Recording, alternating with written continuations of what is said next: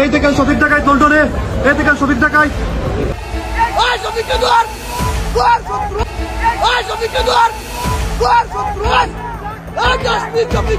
আসসালামু আলাইকুম, কেমন আছেন সবাই? আশা করি ভালো আছেন। ওই শফিককে ধর, ওই শফিককে ধর। আমাদের প্রধান উপদেষ্টার পেশ সচিব শফিক গেছে লন্ডনে। লন্ডনে যাওয়ার পরে আওয়ামী লীগের নেতা কর্মীর হাতে হেনস্থা, অপমানী, অপদস্থ।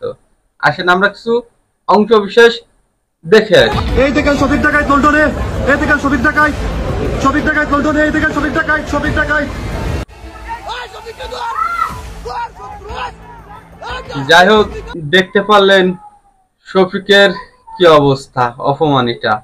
আসলে কিছুদিন আগে আমরা দেখতে পাচ্ছিলাম আমাদের যে আসিফ নজরুলের অপমানি হয়েছিল সুইজারল্যান্ড থেকে। সেখানে তো আসিফ নজরুল স্ট্রং ভাবে বুক ফুলিয়ে আওয়ামী লীগের নেতা কর্মীদের সাথে কথা বলছিল, কিন্তু ভয় পায় নাই। কিন্তু আমাদের শফিক আসলে এর সাহস কতটুক, এটা একটি হাস্যকর বিষয়। কিন্তু আমার মনে হয় না এর কোনো সাহস আসেন দেখাই। দেখতে পাচ্ছেন আমাদের পেশ সচিব শফিক কেমন করতেছে। একদিকে আওয়ামী লীগের নেতা কর্মী বলছে ওই শফিককে ধর, আর একদিকে শফিক ভয় কেমনটা করতেছে দেখতে পাচ্ছেন। আসলে এটা মানার অযোগ্য, এটা মানা যায় না।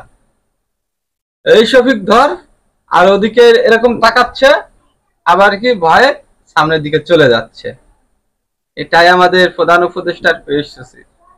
যাই হোক, কথা হচ্ছে আওয়ামী লীগের নির্যাতন বাংলাদেশ থেকে বিদেশ সব জায়গায় হচ্ছে, কোন জায়গায় বা না হচ্ছে। আওয়ামী লীগের নির্যাতন থেকে বাঁচতে হলে বাংলাদেশ প্লাস বিদেশ সব জায়গায় আওয়ামী লীগের রাজনীতি নিষিদ্ধ করতে হবে। আওয়ামী লীগের সংগঠন পৃথিবীর যে কয়টি রাষ্ট্রে আছে সব কয়টি রাষ্ট্রের রাষ্ট্রপ্রধানের সাথে কথা বলে আওয়ামী লীগের রাজনীতি নিষিদ্ধ করতে হবে। আর যে সকল আওয়ামী লীগের নেতা কর্মীরা এই অন্তর্বর্তীকালীন সরকারের উপদেষ্টা মন্ডলীদের অপমানী, অপদস্থ করতেছে, সেই সকল আওয়ামী লীগের নেতা কর্মীদের পাসপোর্ট বাতিল করতে হবে, বাংলাদেশের নাগরিকত্ব বাতিল করতে হবে।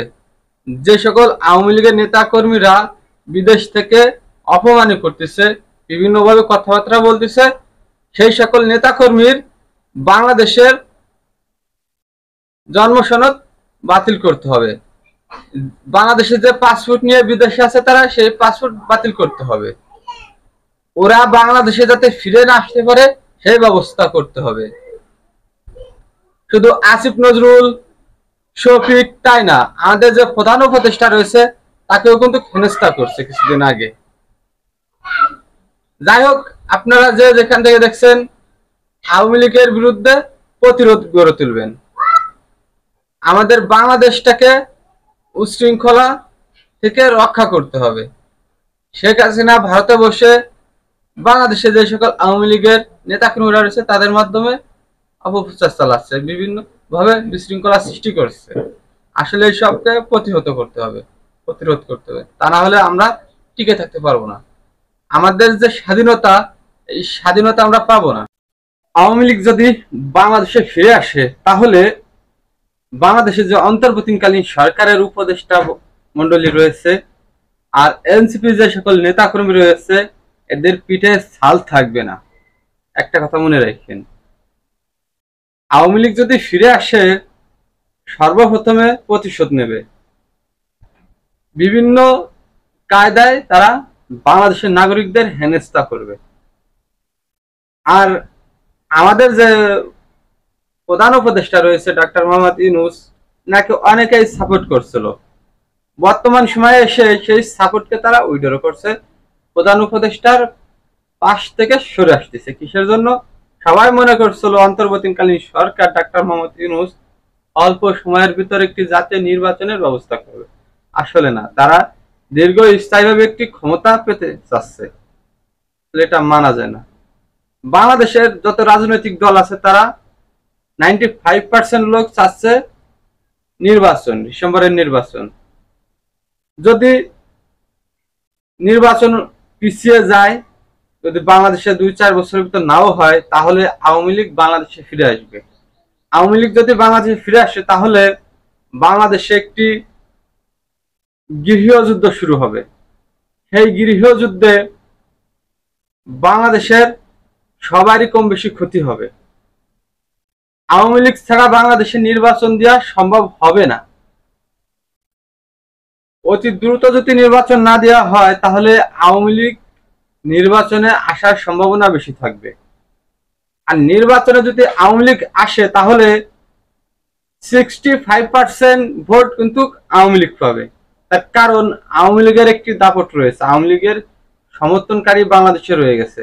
দীর্ঘ 16 বছরে যে সংগঠন আওয়ামী লীগ তৈরি করছে, এই সংগঠন ভেঙে ফেলা সংগঠন না। সর্বশেষ যেটা বলবো, সবাই সতর্ক থাকবেন আওয়ামী লীগের কাছ থেকে। আর যারা আমার ভিডিও দেখছেন, অবশ্যই একটা করে সাবস্ক্রাইব করে সাথেই থাকবেন। আর আপনাদের মূল্যবান মতামত কমেন্টে অবশ্যই জানাতে ভুলবেন না।